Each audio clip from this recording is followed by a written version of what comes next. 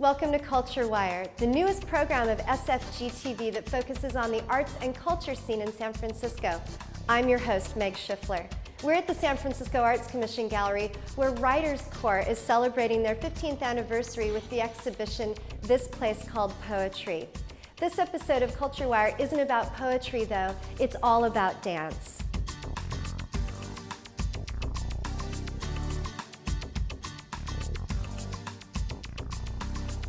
I would just like to say that the whole point is love. You know, let's get real.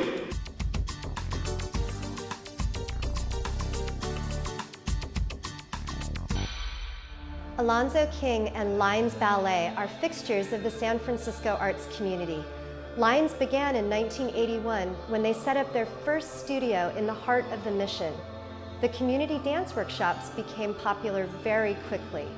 And when Alonzo King debuted the first show by his professional dance company the next year, Lines began to gather an international reputation for innovation and excellence. Alonzo was honored by Mayor Gavin Newsom with the 2008 Mayor's Art Award. The award recognized Alonzo's contribution as a dancer, a choreographer, and as someone who truly exemplifies the values of our city.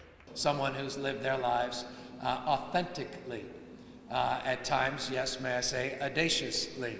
Someone who defines the creativity that's part of the soul of our city, that innovative and entrepreneurial spirit, always pushing the edges of possibility. Someone that celebrates the remarkable capacity of human beings, and someone that is always challenging people to be better than they ever imagined possible.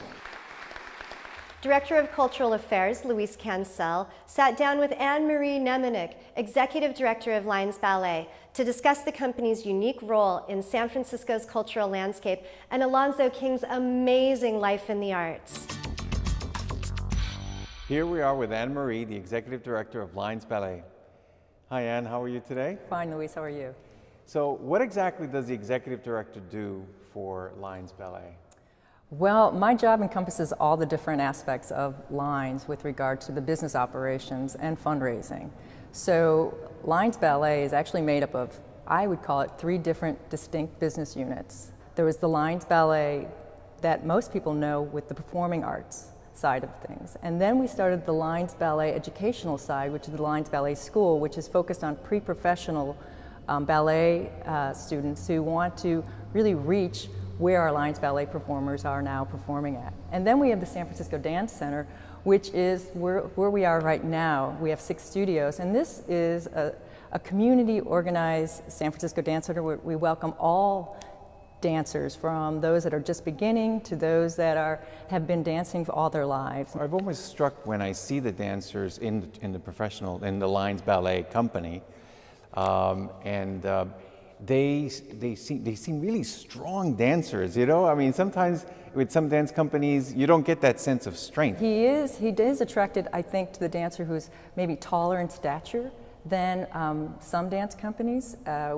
Some people have commented on Corey Scott Gilbert, one of our dancers, who's I think 6'4", 6'5", That's really tall. Very tall for a dancer. I think in the last 5 years, maybe Alonzo has worked with taller, stronger individuals, but when I first was here, it ranged, and I think a lot of people appreciated that diversity within the bodies. And how many dancers are in the company? Right now we have 9 dancers. We are looking for a 10th dancer. We have somebody coming in the spring to take that role for a while, and we're always looking for really good dancers. You know, as a person who's in charge of cultural affairs for San Francisco, I of course am very always eager to see how the city can project itself culturally, internationally.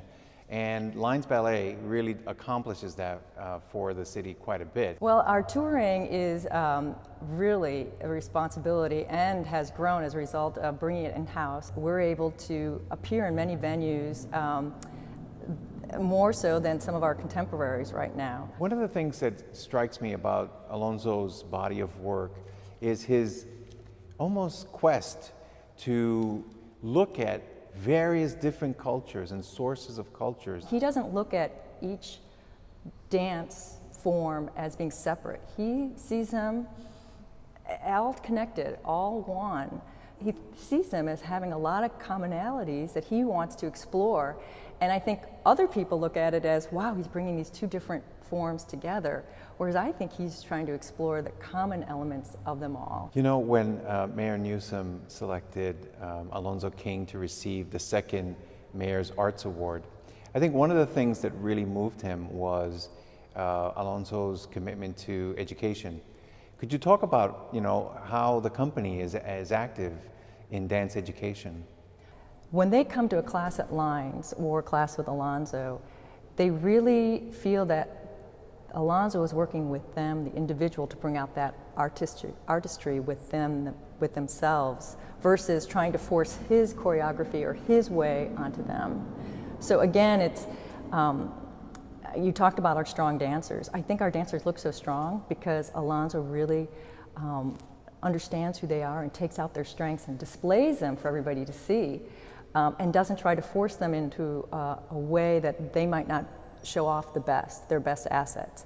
And in our educational programs, that same philosophy is key. We came to 7th Street, I believe, about 10 years ago.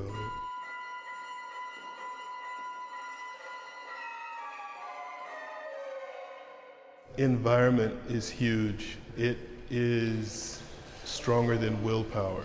So, can you guys come in for a second? Surrounding yourself with artists, being in a culture where artists are thriving and there a huge amount of them is a healthy environment. Right. You're making a statement. Push, push.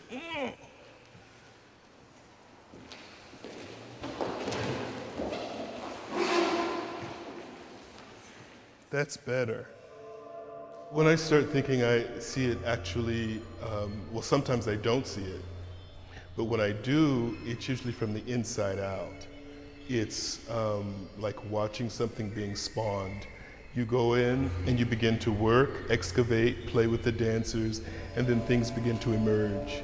You may have a plan that this is what I want to create, here are the ideas I want to play with, but then you go into the room and there may be some fertile ideas that are becoming manifest that are more interesting than the idea that you had initially set out to plan. So there has to be this openness for spontaneity, also a sense that regardless of the deadline, that you have tons of time so that you can keep your creativity alive and not cut it off, you know, and just go into old habit. And it's a lot like listening. Really, really listening to watch what's going to emerge. Can I go from Ricky, please, and David? So I like this thing where you put your foot on his back. Let's keep it. Where your mind is how you build your life. If you put it in fear, if you put it in failure, it works. You know, doubt works. It's a commitment. And for most artists, it's a vocation and a life that they've committed themselves to. There's this notion that artists continue to do their work because of some kind of external financial support. If that was taken away, artists would still do their art. You know, it's not like there's a prerequisite for these things to happen or I won't do it. How could that be? It's a relationship that you've committed to, it's a vocation, and no matter how difficult it gets, you're going to need to produce your art on whether it's a large scale or very small scale. The need to create is going to happen, and you're going to have to fulfill it because that's your life. Many of the dancers say it's the hardest work they've ever done working with Alonzo. They might have been with other ballet companies that have a more famous name than Lines Ballet, but they work and they love working with Alonzo because he really treats them as artists and expects them to contribute like an equal in the studios. So Anne-Marie, we really have loved getting to know the company better and getting to know Alonzo. and we're really looking forward to your spring season. Is it going to be here at Yerba Buena? It'll be here at Yerba Buena Center for the Arts, again, on April 17th to April 26th, and we'll have a new premiere as well as bring back a favorite of Alonzo's called Signs and Wonders, which he originally did for Dance Theater of Harlem. And then, right after that, we'll head to New York to do a week at the Joyce Theater, May 5th to the 10th. Fantastic. Keep promoting San Francisco We will. wherever you go. We will. Thank you, Louise. Alonzo will take Lines Ballet on a tour of Italy and France in early 2009 and return in April for his home season at the Yerba Buena Center for the Arts. For times, tickets, and more information about Lines, visit linesballet.org. On upcoming episodes of Culture Wire, we'll be visiting a very special sound installation inside City Hall by world-renowned artist Bill Fontana. And we're also going to visit the San Francisco airport. Why are we visiting the airport for an art show? Because the city owns 3,000 pieces of art, and some of those pieces are on display right now at SFO. You don't have to wait to see our next episode of Culture Wire to see great art in San Francisco, though. Join us on January 9th to celebrate the opening of our new exhibition, The Art of Change, which is about the influence of rock music and art on social change. The exhibition features rock posters and photographs from the past 4 decades. And don't forget this place called Poetry at the Arts Commission Gallery in the Veterans Building at 401 Van Ness. You can visit Wednesday through Saturday from 12 to 5 p.m. between now and January 24th. For more information about this and other Arts Commission programs and events, visit sfartscommission.org. You can send us your arts events listings or tell us what you'd like to see on future shows by emailing us. The address is culturewire@sfgov.org. That's it for now. I look forward to sharing more art news with you next time on Culture Wire.